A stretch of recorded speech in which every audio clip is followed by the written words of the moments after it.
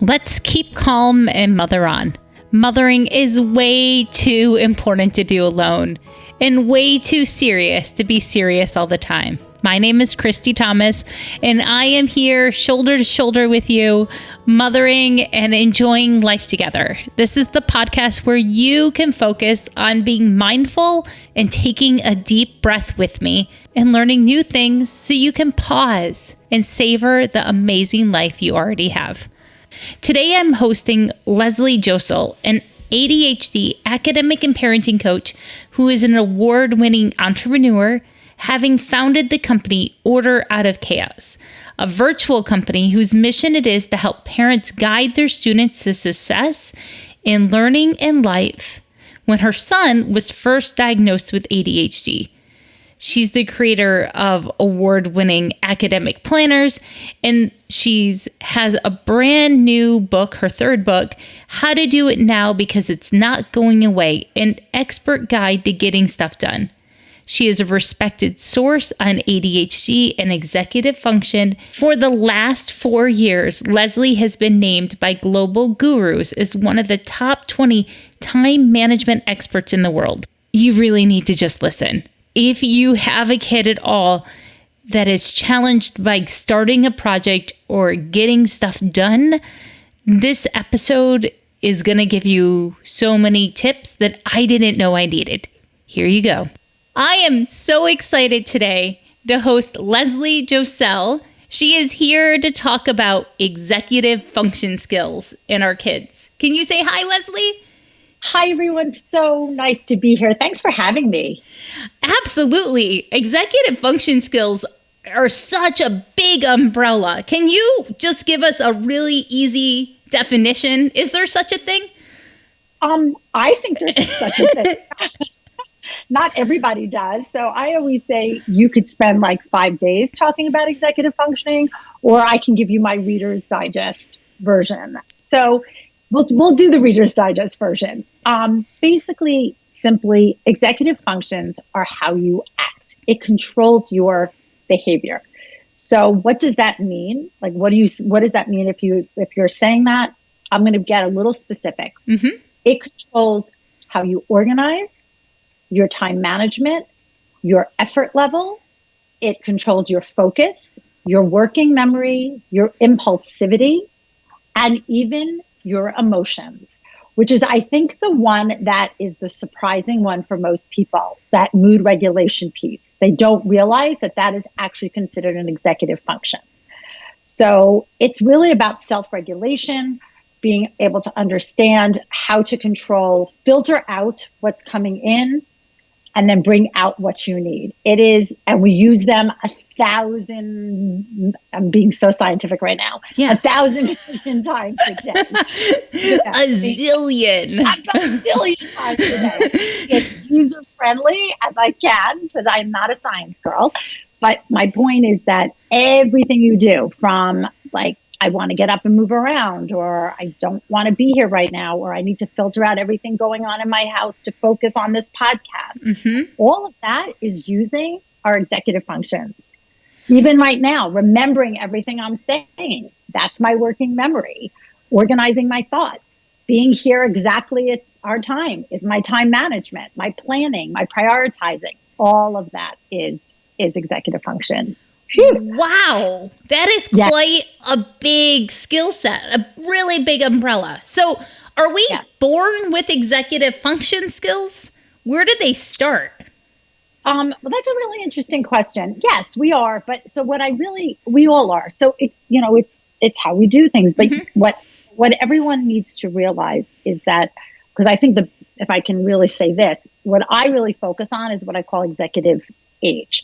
So I want to start here. Our executive functionings don't fully develop until we're in our mid-20s. Some people say even later. Wow. Yes, exactly. So yes. Can you say that one more time? I'm going to say it slower. I'm going to see I talk fast.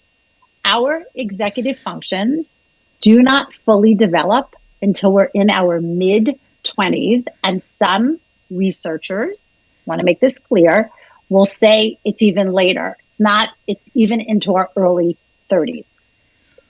So that is why something called executive age is really important. It's not so much like when do your executive functions start. It's more what is your executive age as you move through adolescence, the teen years, into your early 20s, and so on. So I'm going to really be user friendly. Yeah. What executive age is, and I think giving an example would probably be easier. Let's say one of your listeners has a 13-year-old at home. Me. And okay, there you go. And your 13-year-old is 13 in all their 13-ness. Do you know what I mean? Yep. They could be 13 verbally, 13 socially, 13 maybe athletically, even 13 academically. But if they have any deficiency in any of those executive functions that I mentioned, so if they're time blind, if they have a weak working memory, if they have impulse issues, if their focusing isn't, they will be about 30% less their chronological age in that dysfunction. So they won't be 13 in their time management skills, they'll be 9. And how you're going to support that 9-year-old or what you're going to expect from that 9-year-old, very different than 13. And that's where, you know what I do. I'm an academic coach, I'm a parenting coach. That's where the push and pull of my child is 13, he should be able to get up on his own in the morning. Or my child is 10, he should be able to start homework on his own. Yep. And I'm here to say, no. Because what we're talking about is brain-based behaviors. And we all show up at the table at different executive age. That is so freeing in a lot of ways to see that it's more of a lagging skill set than something that I've maybe created or that a kid is just naturally doing to just drive me crazy. Exactly. It is brain-based behavior, and you're going to pick the brain over that behavior. Exactly. It's not you. It's not your kid wanting to just be. Now, I'm never speaking in absolutes. I want to make that clear. I don't want anybody to I've gotten in trouble. I am not here talking in absolutes at all. We all have kids who push our buttons. There is zero absolute with kids. Yeah. But if your child truly has some executive dysfunction, yes, when it comes to, I don't understand why you can't clean up your room. I don't understand why you can't get up on your own. I don't understand why you can't start your homework at home, homework on your own, excuse me. It could easily be a lagging executive functioning skill. Okay. So as we're living in this world of kids doing Zoom school and just some kids, our school district has been going the whole time, but then sometimes kids get sent home for 2 weeks at a time. Yeah. It's just the perfect storm to see executive skills spread too thin for everybody. For everyone. But I wanna bring both sides of the coin here because I do this all day, every day. Yes. And on one hand, I always say what we're seeing now, it's almost like the executive functions have been ripped open. For some parents, and this is not to disparage anyone, but for the first time are having a front row seat to what is truly getting in their child's way. If your child goes to a more traditional school where they leave the house and go off for, 6-8 hours and come home, you're not seeing, you didn't have that bird's eye view. Now, all of a sudden you've got that front row seat to, okay, they can't sit still. Mm-hmm. They can't sit on a computer. They do better walking around the room. They can't visually and auditorily process at the same time. They need movement breaks. Yep. So all of a sudden you are I call it I spy. You're all of a sudden going, I spy what's working. I spy what's not. Mm-hmm. And this is when, and not everybody's going to agree with me, but that is okay. That's who I am. And that's what I do. I feel if your child is home, fully home, distance learning, virtual learning, you're in charge now. You have the right to be taking notes, to be figuring out what's working and what's not, and then communicating that to the school and saying, here's what's working, and this is what we are going to be doing. It does not work for Johnny to be looking at a screen for 5 hours. He needs to shut off his screen and walk around the room with earbuds so that he can take in the information but yet have movement to help because movement helps to lay down learning. Yep. So I believe that. On the flip side, because I do want to bring this category in, is we are also hearing, though, from parents that their kid likes being home, that they have more choice and control, that 8 o'clock in the morning in math class, sitting at a desk, didn't work for them. And now if that class happens to be asynchronous, they can do it at 4 o'clock in the afternoon. They can do it at 9 o'clock at night. They can do it standing on their head. They can do it listening to blaring music, that they are having more choice and control and therefore thriving in some of their classes. So again, all of that gives us intel. It is all intel. Like, I read your book, and one of the examples was the scavenger hunt to do work around the house. Yes. Spread your schoolwork into different rooms. And that totally works with one of my kids.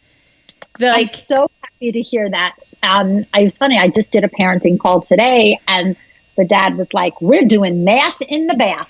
And exactly. I'm like, yep. We're doing math in the bath. Moving the work around totally helped the procrastination. To help that procrastination, yes, absolutely. But to be honest, because if your child truly doesn't understand how to do something, all the moving around in the world is not going to help them. For some students, it's really just about getting started. So it might mean having them, what I call removing all barriers to entry.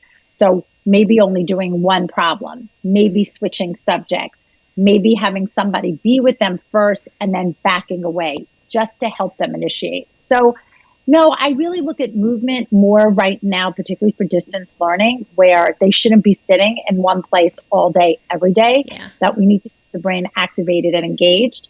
And movement helps to do that.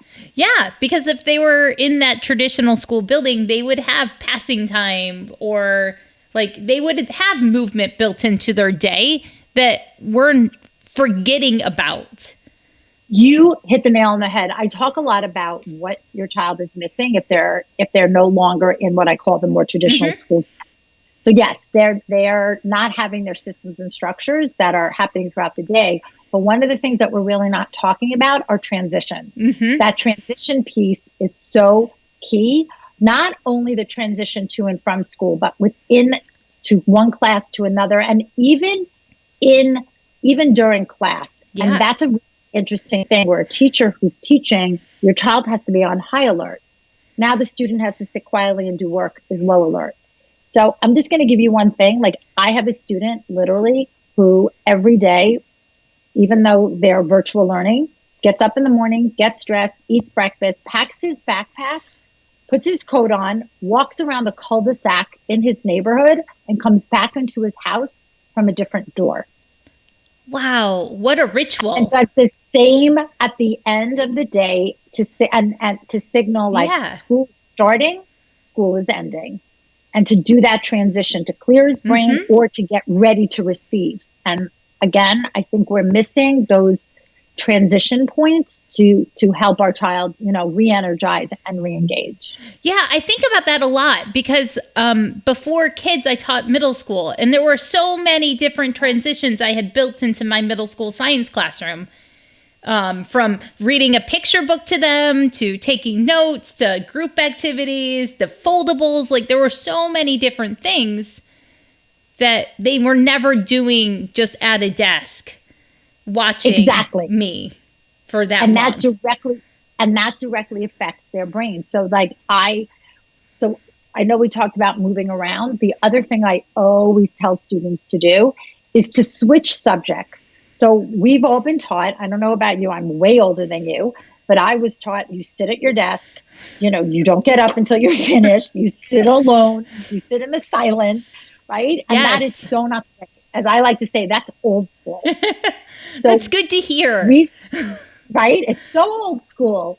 Research shows us actually that when you switch subjects, it actually keeps our brain more engaged and we actually retain more. Because if your child is sitting doing math, I'm doing math. Yeah. I'm kind of doing math. I'm pretending I'm doing math. I'm so not doing math. I'm staring out the window with the pencil in my hand. Exactly. So I tell students, what I want you to do is, if you're okay with it, not every student agrees. For some students, timers are anxiety producing. But what I have them do is set a timer for, let's say, depending on their age, we'll pick 20 minutes or so. Work on math. And then when the timer goes off, at least finish the problem, but then put math away. Now work on science. Now maybe go to English. Now come back to math.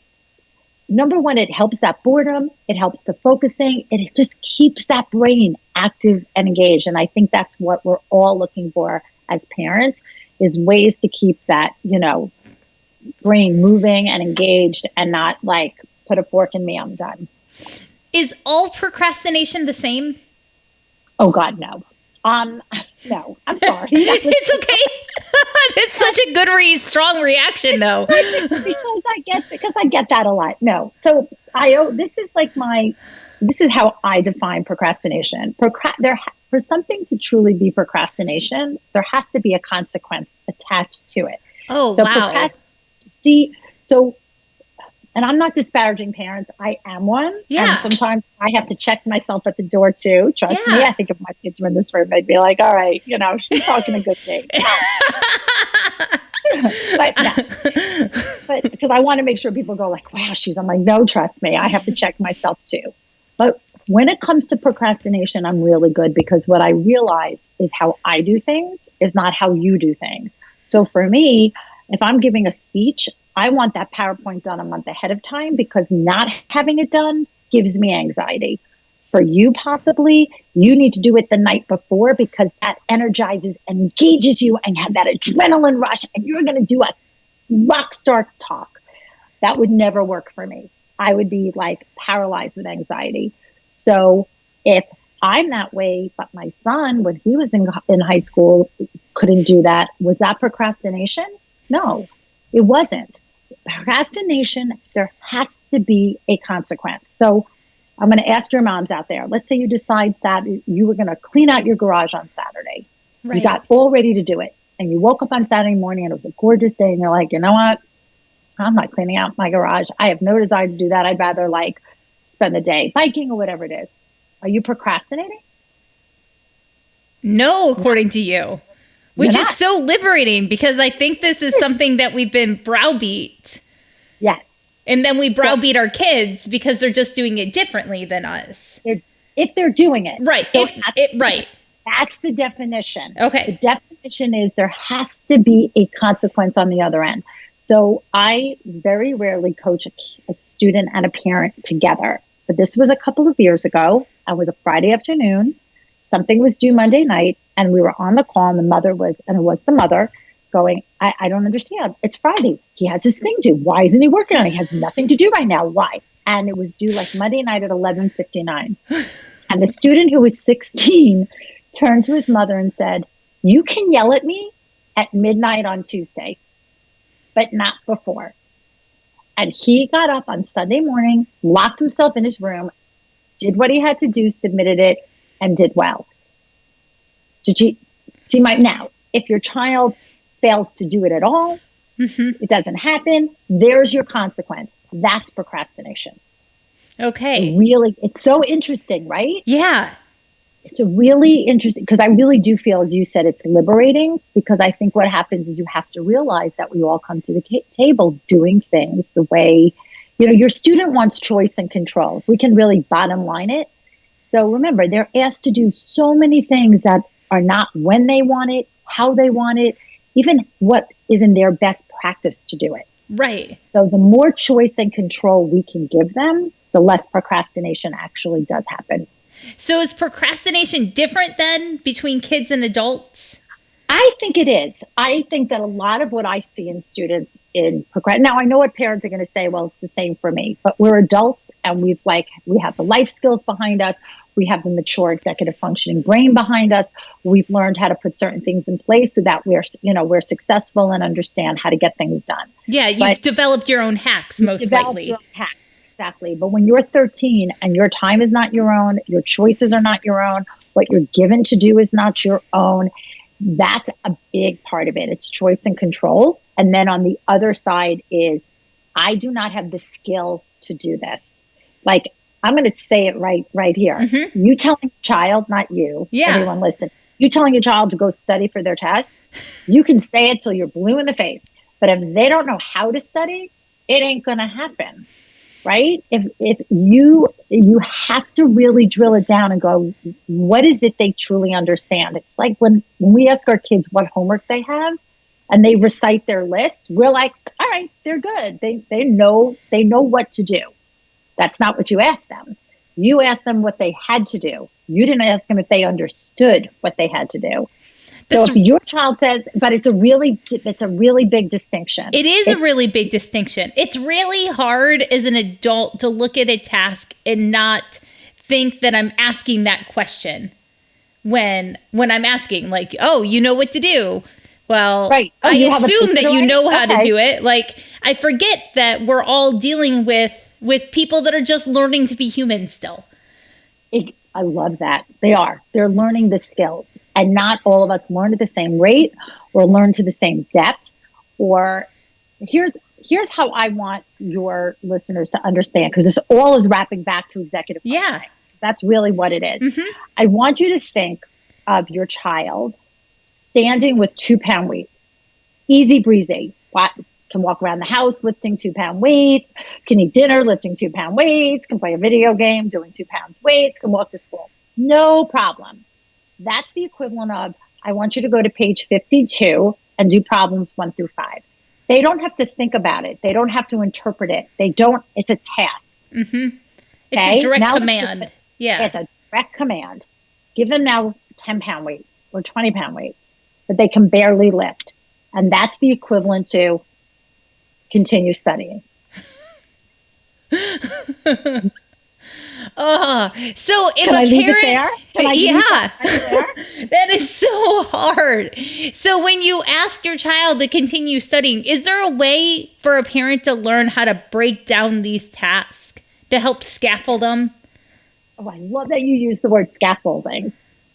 That's like my word. I love it. That's my word. Yes, I'm glad, because I think all the time, I think about in mothering, how we need more scaffolding around us, that we all assume that everyone's doing all these things, right? There's all this invisible scaffolding, and we just need to make it more visible for everyone.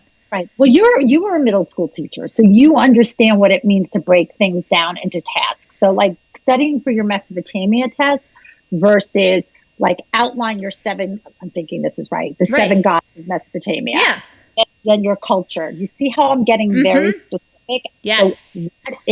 So now I've gone from a 20-pound weight to a 10-pound weight. Mm-hmm. I'm bringing it down tiny to where tasks. my tiny tasks, and it's not just also about what you have to study, how are you going to study? So again, we want to make it fun and interesting. And this is where I tell students, because we student coach, this is where you have choice and control. You might not have choice and control on your homework, but you have choice and control on how you study. So you can make funky flashcards. You can make up a song to learn the Greek alphabet. Yeah. That's how I learned it. You can make a Q&A for, your Mesopotamia facts. Mm-hmm. You can make a cartoon. This is where you have choice and control to learn information the way that works for you.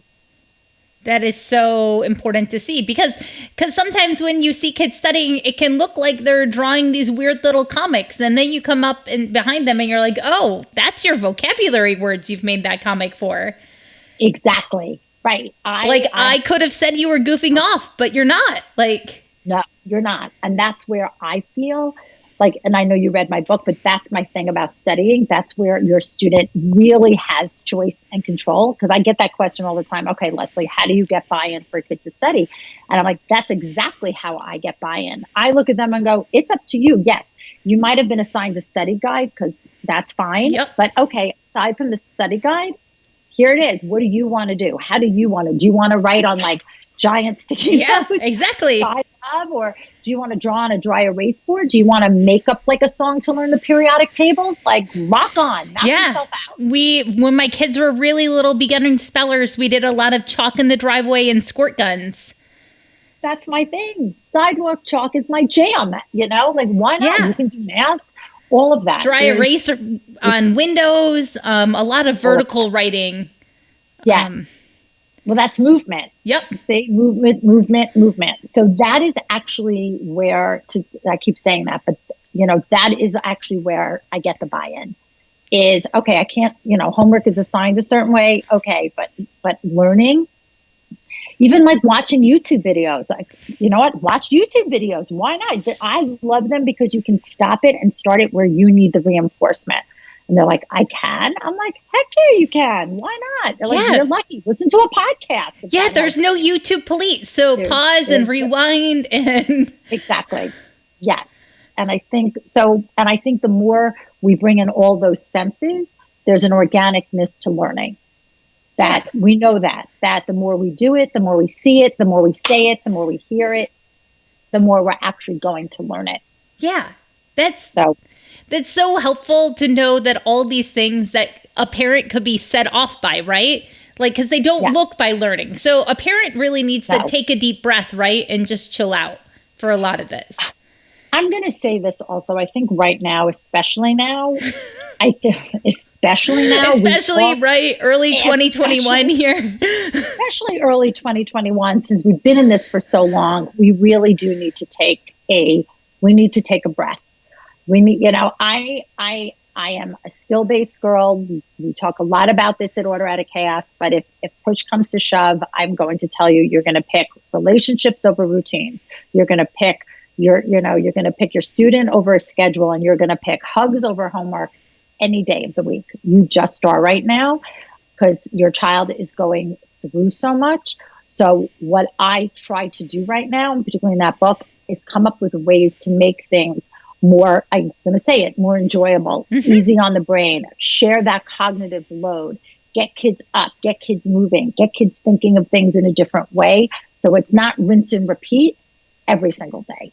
Yeah. And I find, because I'm a homeschool mom now to my 3 kids, and what I miss from the teaching experience is realizing that, like, this is just how 13-year-olds are, or this is just how 8-year-olds are. Like, we've been at home with our kids for so long, for most of us, without a lot of being able to look at what the other peers look like. Like, we've forgotten. So it's really easy to micromanage or get hooked onto what feels like our kids struggling. Right. And it's funny what you said about micromanaging. So I get asked all the time, like, how do I make my kid a problem solver? How do I get, and so I'm gonna throw something out to your. Please do. I'm here for it, because I will say that I trigger into that when I get stressed out. So I'm all about asking questions. I'm all about asking versus telling. So, but here's on the flip side, your child, this is, I say to parents all the time, do you answer questions in your house, even if none were asked? What do I mean by that? Ooh, look at you, right? Do you answer questions? And here's what I mean. Your child comes up to you, your spouse, your partner, whomever, and says, I'm hungry.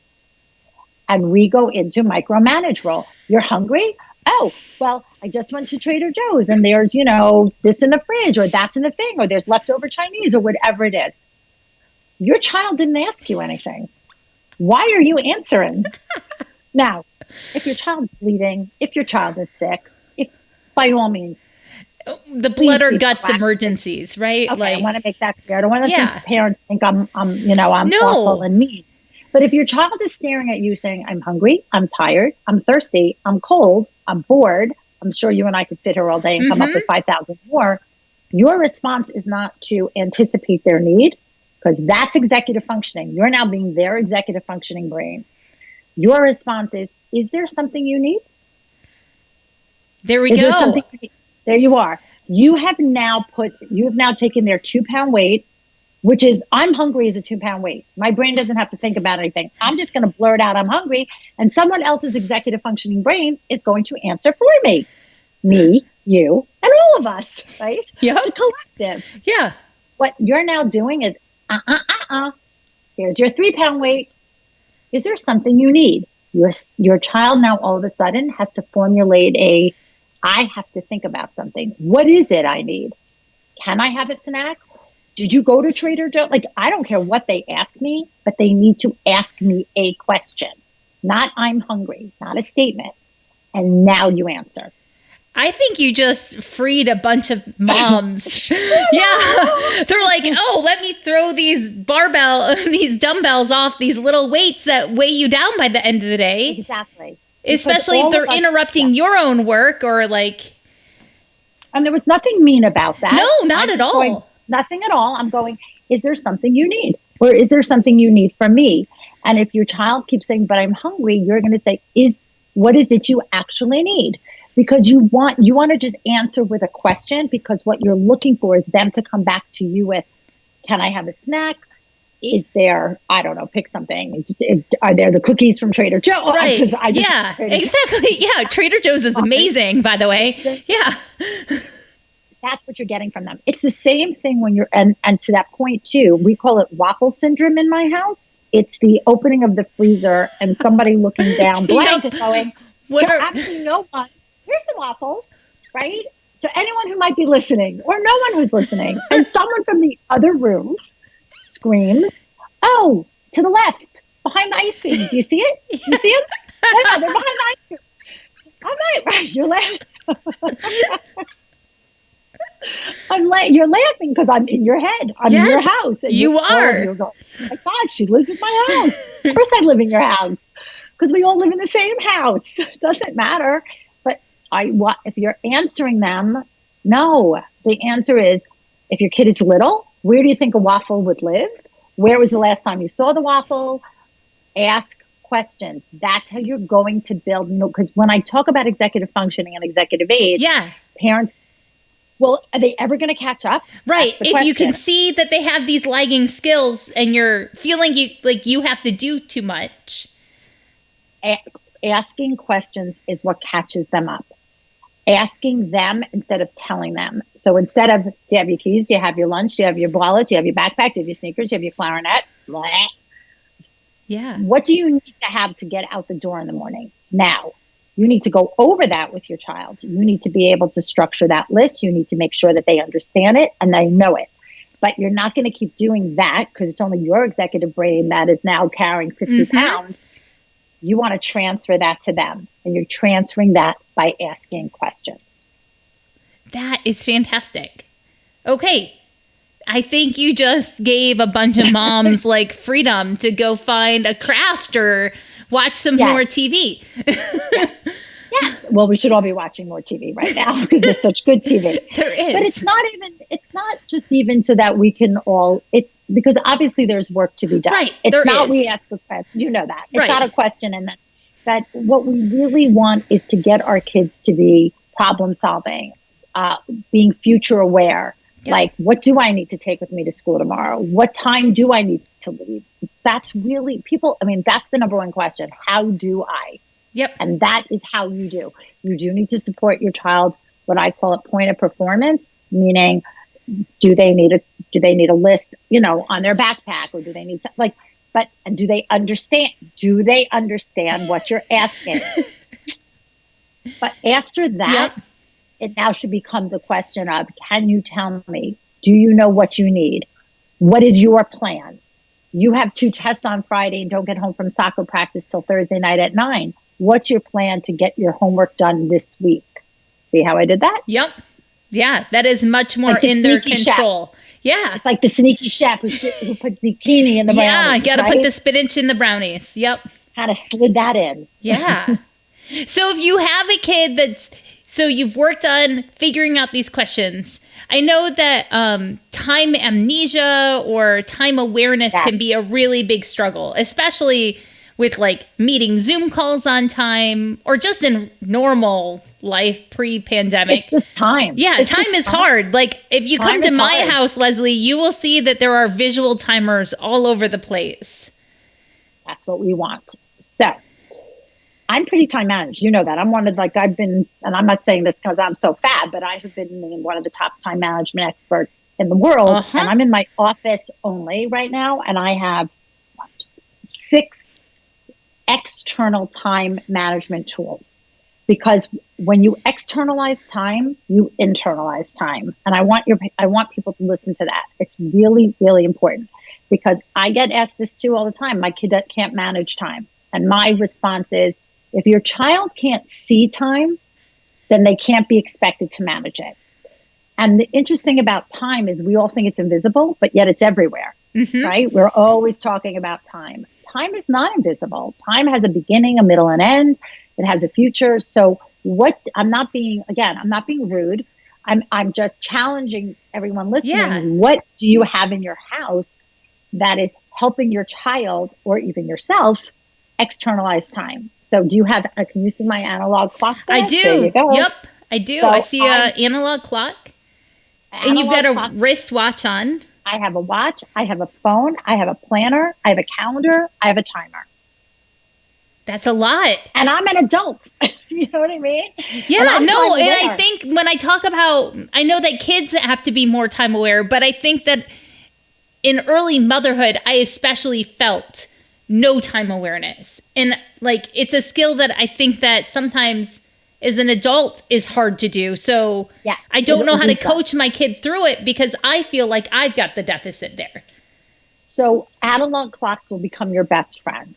Why? Every room in your house that normally I'm talking about students. Yeah. Every room in the house that your child spends time in needs to have an analog clock, including the bathroom, especially the bathroom. Everyone laughs when I say the bathroom, but if you have a teen at home, there is a lot. There is a visual timer that lives in the bathroom that gets set before the shower so that the said person doesn't use all the hot water in the house. Okay. But I would even like to see you have a little analog hang in the shower so your child sees time move. And I know all of you are going, well, why can't I use digital? Because digital doesn't allow you to see time move. And the only way that your child will ever learn time awareness, or what we call, is if they know where they sit in time. So I want you to think of your child who is time blind. It's like sitting in a boat in the middle of the ocean, completely unmoored. They see no land around them. They don't know where they are. So we have to anchor them. How do you anchor? By allowing them to see, I have 20 minutes to go. 10 minutes have gone by. I'm leaving at, like, you know what I mean? You've got to see this of time. And it needs to be in every room, including the bathroom. Because I want to say this, and digital only gives you present time. Right. No, I'm thinking about this, like from when my classroom had a digital clock versus an analog clock on the wall, because a lot of districts are moving away from those analog clocks. And there's actually a movement to bring them back. And I'm going to share, and I want every single one of your, this is like my challenge. Go and ask your child about this. And they're going to say, oh yeah, do this all the time. Now, this is for a student that is in a more traditional school setting. Right. So they're in a brick and mortar.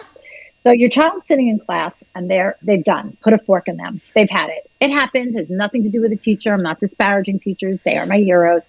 But after a while, your child's brain we all know that time attention span just goes. What do you think the first thing they look at? What are they looking for? The clock. How much is left? And there you go. Ding, ding, ding, ding, ding. How much is left? Because I do that still, right? But here's why an analog. We all do that. The first thing is I'm looking for they're going to look for that analog. And they're going to look at, and trust me, every kid knows when their classes are ending. They might not know where they sit in time, but they know how long they have. But here's what the analog does for them. I want you guys to remember these 3 words: pause, picture, and pace. So they now look at the clock. They go, I only have 5 more minutes. I can picture the end. Yep. I can picture done. Okay, so I paused, I'm looking, I'm picturing the end, and now I can, I'm going to wiggle in my chair, I'm going to get my head on straight, and I'm going to pace myself because I know I have to make it through for 5 minutes. And trust me, it's all up here in the head, but that's exactly what they're saying. They're pausing, they're picturing, and they're pacing. The power of being able to see done, the power of being able to see the end is powerful. And they can't do that unless they have an external time for them to see.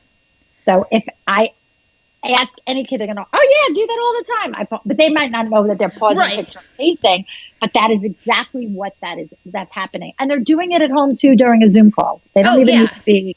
So that in and of itself. I think my kids have done it during church. Let's be honest, right? Okay. Like, right, during everything. Exactly.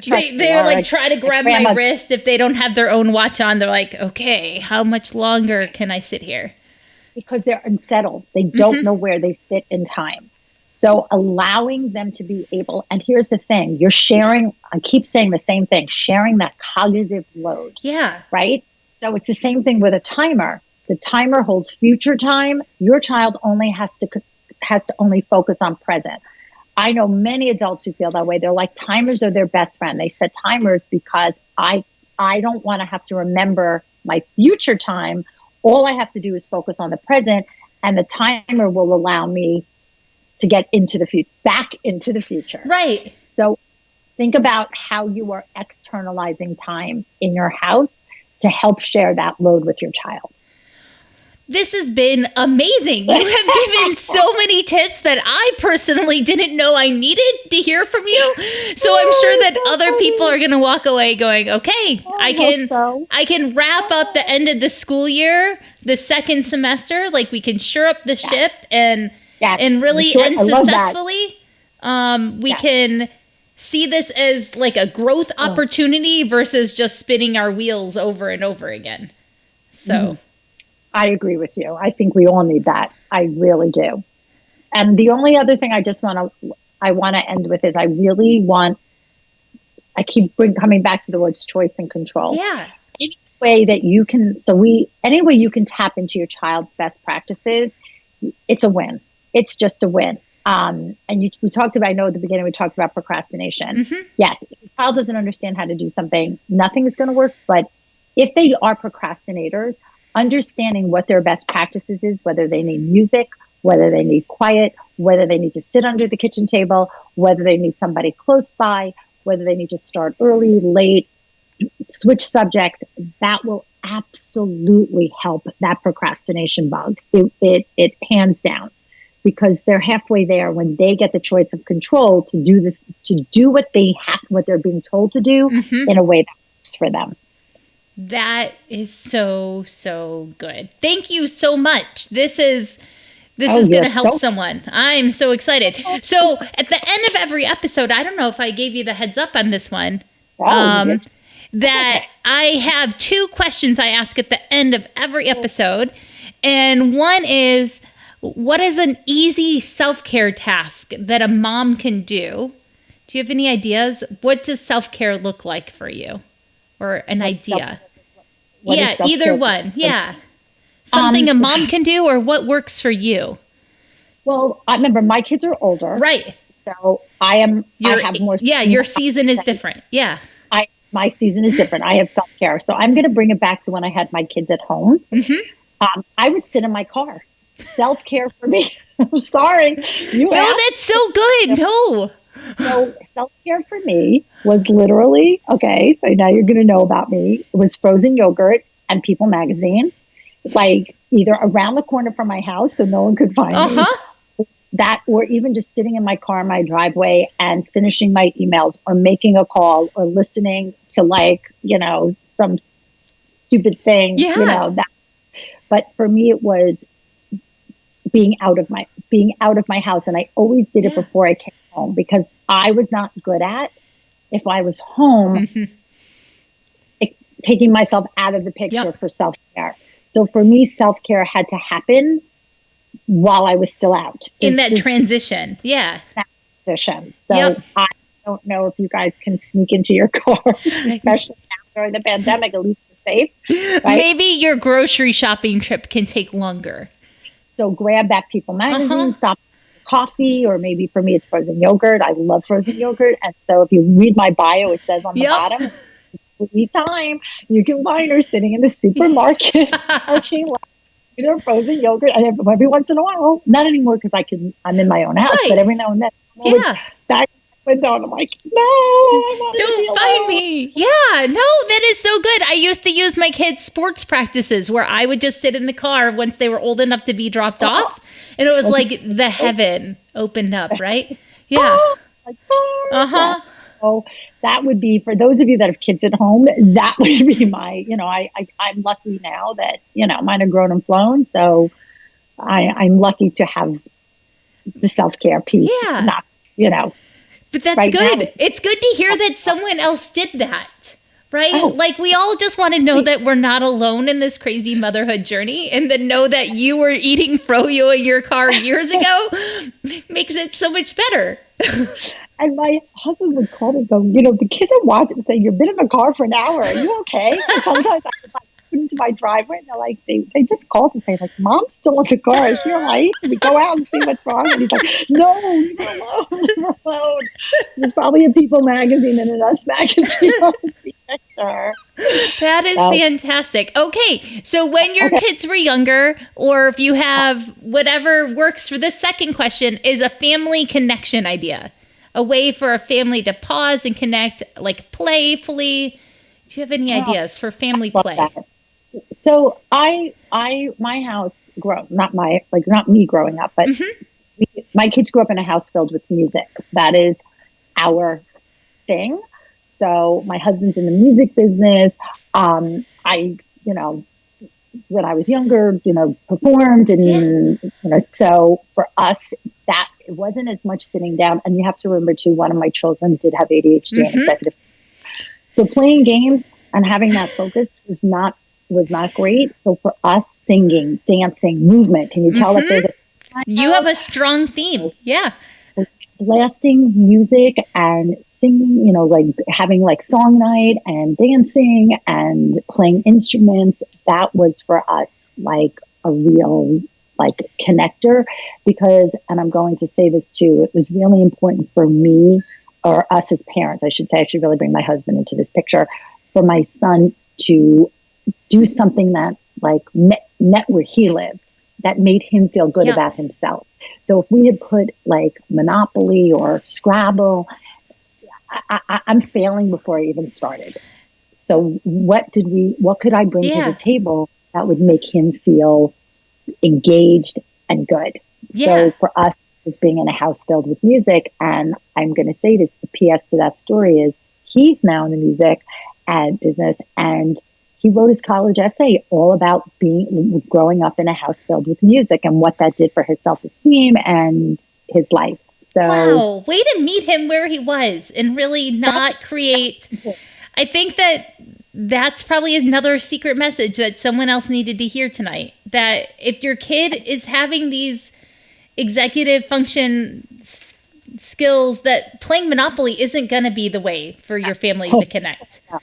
No, it's absolutely not. And a lot of it was organic because my husband's was in that business. So, we were naturally putting on albums. We were naturally flicking on music. It was just organically in our house. So when we saw that our son took to it and could noodle around and pick up an instrument, and I'm like, all right, this is how we bond. Yeah. This is how we're going to bond. This is what we're going to do. And then as we got older, it was, I live in New York, so it was Broadway shows and concerts, and, that's what we did that's awesome.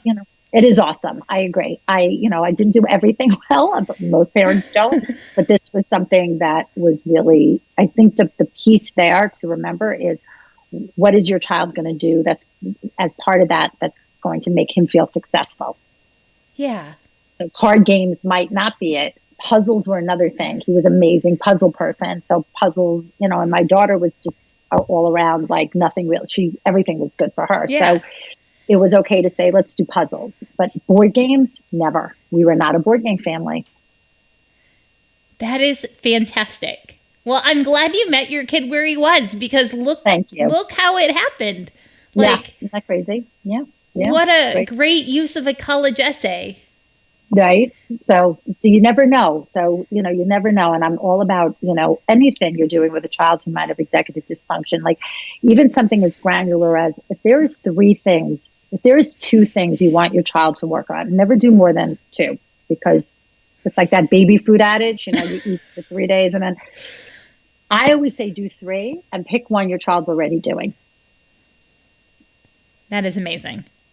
See? because you want that like resilience and successfulness and feeling like, okay, look, they need me to say please and thank you. I always say please and thank you. I've got that one. I know it's again that sneaky chef. Yeah, we need to see the wins more. We need to see the wins. We need to see wins because a lot of these kids are hearing the opposite all day, every day. Well, where can parents find you? Because I know that they're going to come want to look you up now.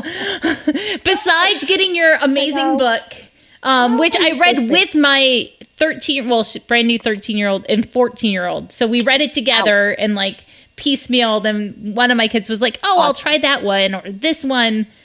That's it. That's what it's supposed to be. So here's it. So we have a very yummy community at Order Out of Chaos. That is the name of my company, Order Out of Chaos. Our website is orderoochaos.com. And what we tell everyone is come there. From there, you can see we do webinars, we do programs, we have products. I create academic planners. We have books. We have a Facebook group, and then you can find anything. Our social. You go there first, and then from there, that should be your launching pad to anything you might want from us.